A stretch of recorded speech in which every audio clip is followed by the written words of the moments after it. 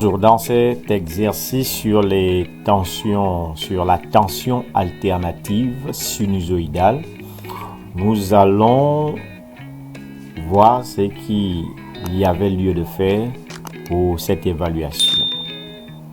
Donc, au niveau de la première question, parmi les propositions ci-après, coche les cases qualifiant cet oscillogramme.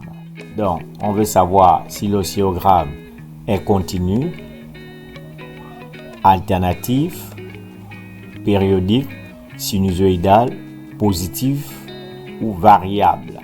Donc, ici, il faut déjà distinguer la tension continue de la tension variable, comme on l'a vu en cours. On a dit en cours et en TD que la tension continue est représentée ou son oscillogramme est une droite. Maintenant, dans le cas de la tension variable, ce n'est pas une droite. Donc, ça c'est le signal d'une tension continue. U continue. Donc, quand on observe le présent signal, on est en face d'une tension variable. Déjà, on voit la forme de la courbe. C'est une sinusoïde, donc tension alternative sinusoïdale. Alternative parce que effectivement ici, la courbe traverse l'axe des temps. L'axe des temps, ici, donc on a une alternance positive et une alternance négative. Et, comme on l'a vu en classe, une tension alternative sinusoïdale est nécessairement périodique.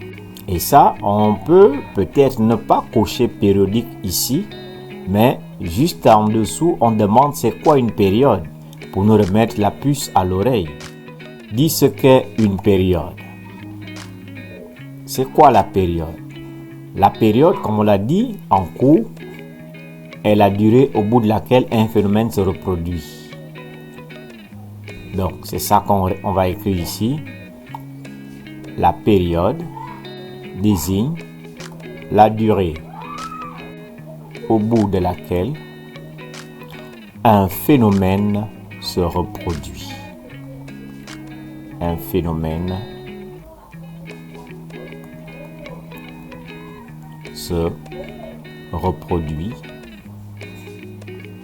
Voilà, on peut ajouter identique à lui-même.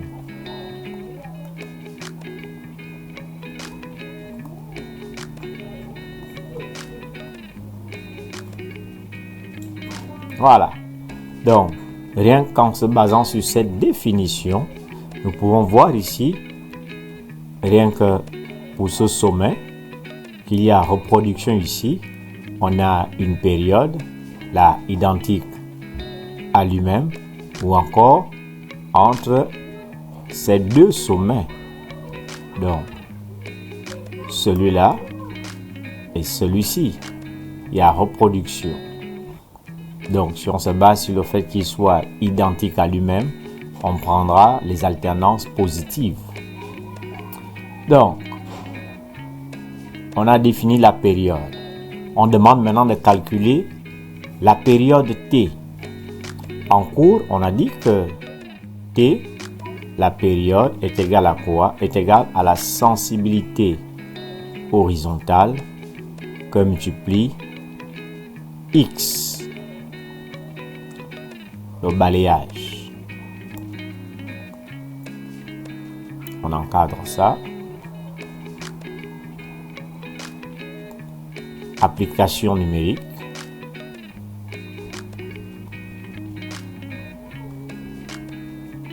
On a donc T est égale la sensibilité horizontale. Elle est donnée dans l'énoncé. Ici, on la récupère. 5 - millisecondes par division. On peut ne pas l'écrire pour éviter de surcharger l'écriture. Maintenant, X, le balayage, on va chercher ici à quoi correspond une période. Donc, la période, on va prendre en jaune ce point vers ce point. On a une période. Peut-être que ce n'est pas visible de votre côté. On va reprendre de ce point à ce point. On a une période. Comme on pouvait aussi prendre les deux sommets. Une période ou encore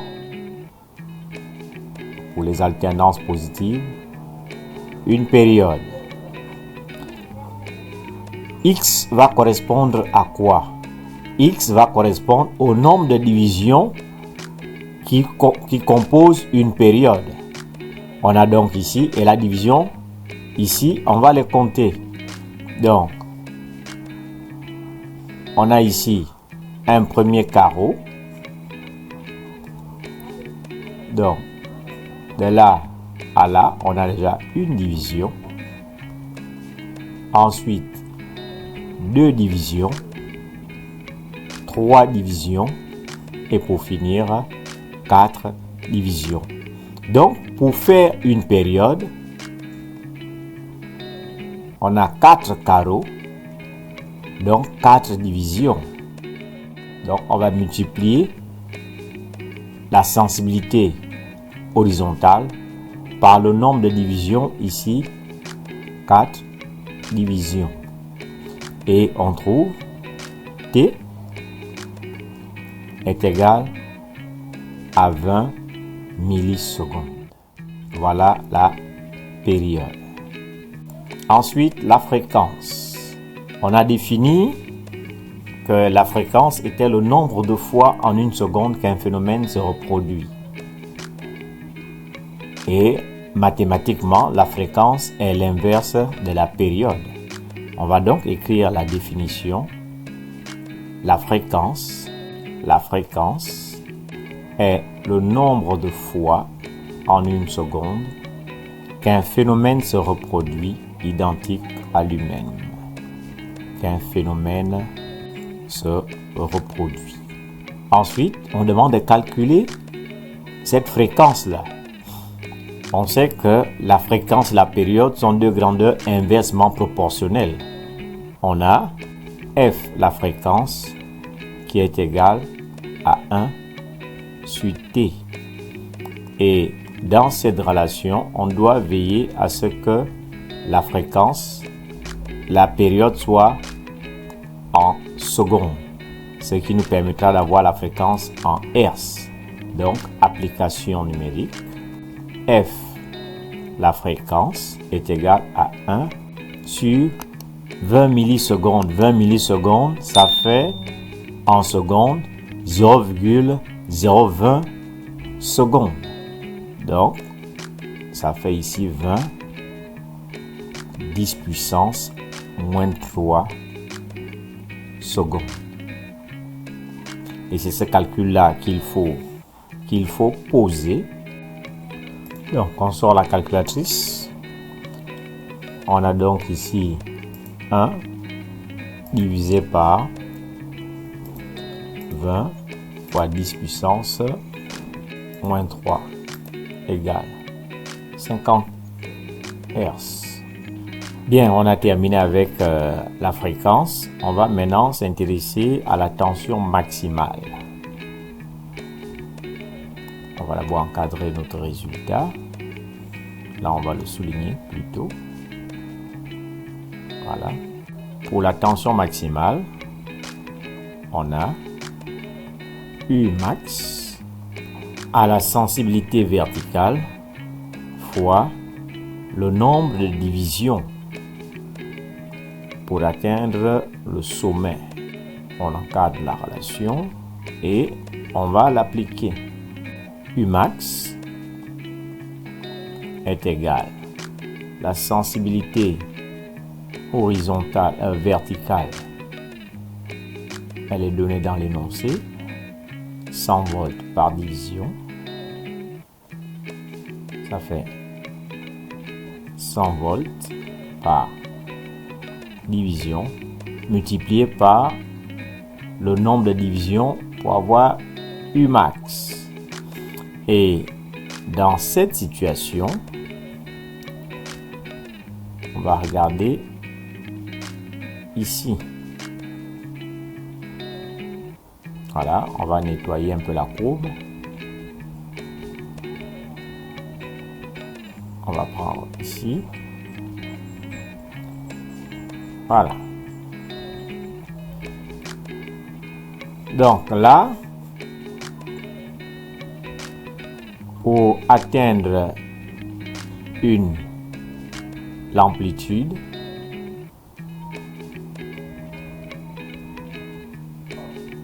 jusqu'ici, voilà.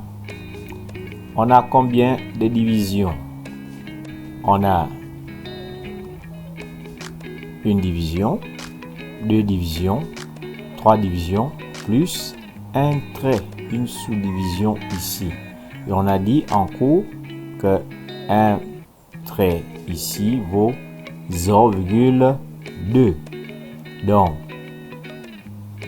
pour atteindre le sommet de la courbe, on a 3,2 divisions, puisque un trait ici vaut 0,2 divisions.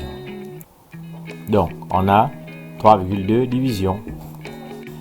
Donc, ça fait 100 volts par division que multiplie 3,2 divisions.